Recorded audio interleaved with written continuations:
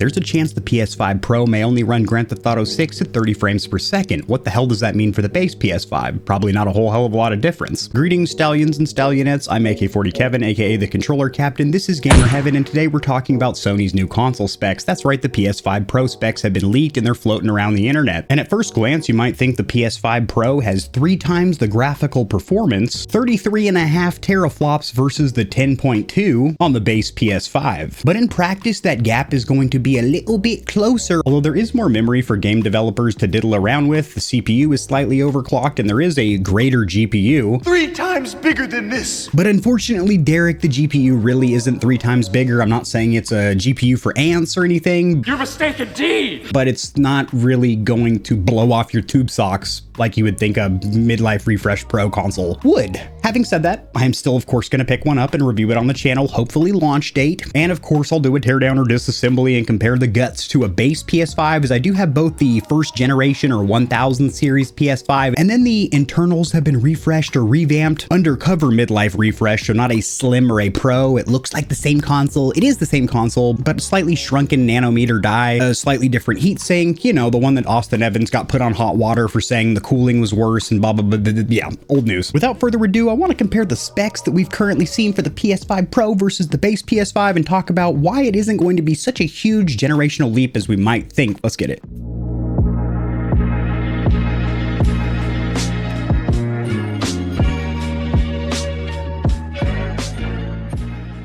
So we're over 3 years into the 9th generation of home consoles, the Xbox Series S and X. Nintendo Switch is technically like an 8th gen console, but it lives with the 9th geners. That's your home! And then the PS5 brethren, the full-fledged optical disc drive and the digital only, please don't buy that version. Now these are the specs that are floating around the internet, and at a glance you might immediately have your eyes drawn to this huge difference, this 3 times larger GPU. Instead of the 10.2 teraflops of graphical performance, keep in mind the Series X has 12, you're now getting 33.5 teraflops of juice. Massive, and that is a rather large jump in performance only on the graphics side of the house. If you look over here, the memory is still going to be GDDR6, still going to be the same capacity at 16 gigabytes. However, it is faster, 18 gigabytes per second as opposed to 14. And this is also a notable upgrade that will be appreciated by game developers. You have a little more memory to play with during the development process. And yes, there is also more compute units as far as the GPU architecture is concerned, 60 CUs on the Pro versus 36 fingernail cuticles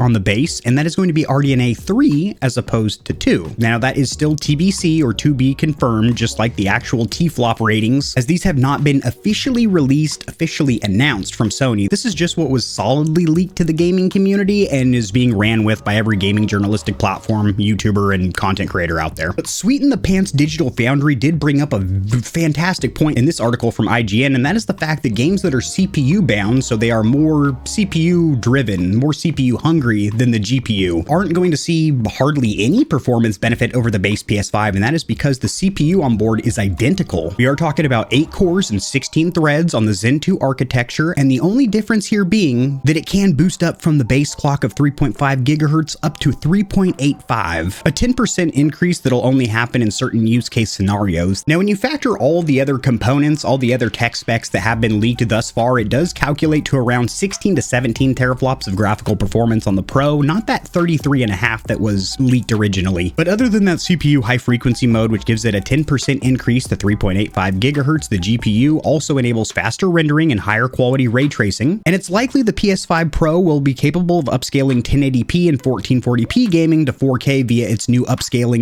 / anti-aliasing solution, the PSSR, or PlayStation Spectral Super Resolution Upscaling, which is only going to be available on the new Pro, not the base. But here's where there is a little bit of cause for concern, and that is the fact that Digital Foundry did a little bit of analysis with their fancy charts and diagrams, and they concluded that it is very likely that Grand Theft Auto 6 will run at a locked 30 frames per second, at least at launch, on the PS5 Pro. Now, this is only going to be if the game is very CPU bound, and then the journalist over here at IGN made this little point. Given no GTA game has launched with a 60 FPS option, this seems to be nailed on. Well, Grand Theft Auto 5, the last released title in the Grand Theft Auto series, was released in September of 2013, which is 10 years years and 5 months ago, so a whole console generation and a midlife refresh in there, so we haven't really had that big of a delay or gap between GTA titles. So this point from the journalist doesn't really have a leg to stand on, or it might, but the leg has arthritis and creaky knees, and it could easily give out because, again, we've never had a gap like this between GTA titles. Popping up on screen here is how tightly knit or close those titles were released back to back. So for me to even see the GTA 6 might be running at 30 frames per second, I was assuming in the back of my noggin, I don't know why, I guess just giving the modern generation consoles a little more credit than they're due, I thought they'd be running at least 40 frames per second in fidelity and a lock 60 in performance, maybe 1440p, shit, even 1080p upscaled with checkerboarding or whatever the fuck technology they want to use, PSSR on the PS5 Pro, and then typical checkerboarding on the base. But the fact is, since that is a very ambitious title, I mean, we all saw the trailer, it looks fucking crazy. It looks like you're in ghetto-ass, stinky-ass Miami. It's crazy. As where I'd have to travel a couple hours to be there and get my hobo stab insurance up, palm trees and Glocks. So the summary is this: the PS5 Pro is going to have the same CPU as the PS5 base, but with a 10%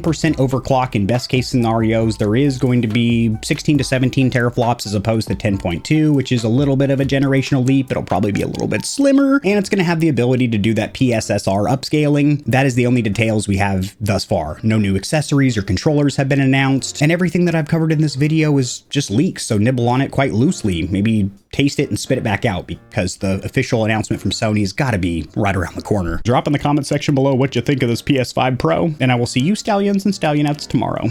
Peace. If you enjoyed the video, liking it helps it to get seen by more gamers, so this information will reach and assist them as well. Much like the back of the TV, I've got plugs for all of my socials down there in the description below. And your wallet will greatly thank you if you check the description, because there are exclusive discounts on a ton of products, including controllers, KontrolFreeks, keyboards, mouse pads, clothes, and energy drinks. And keep in mind that you, the viewer, keep this channel running. The more Stallions and Stallionettes trotting around the stable, the better, so mollywop that subscribe button like it owes you money, and we'll have the same amount of fun tomorrow.